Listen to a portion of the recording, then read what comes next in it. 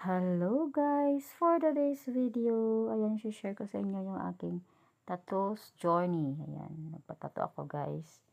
At gusto ko siya talagang itry kasi matagal ko siyang pinag-iisipan at naka-made ako ng decision na yes, magpapatato ako.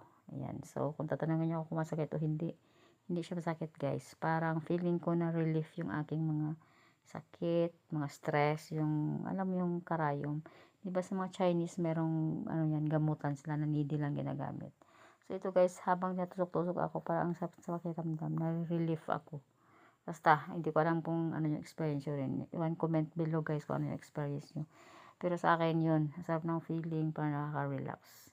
Ayan, so may heart ako dyan sa harap and sa likod. Meron akong I love you sa likod.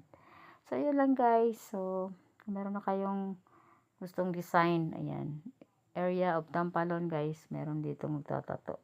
Ang gaan-gaan ng kanyang kamay. So gusto ko siya talaga. Kasi hindi siya masakit. Yung kamay niya siguro magaan. Siguro sa iba mas mabigat. Kaya siguro yun yung masakit.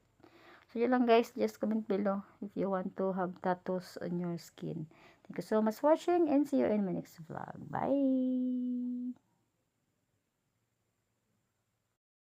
Hindi siya masakit dahil mas masakit pa yung naranasan ko noon. Hugot yarn. Hugot.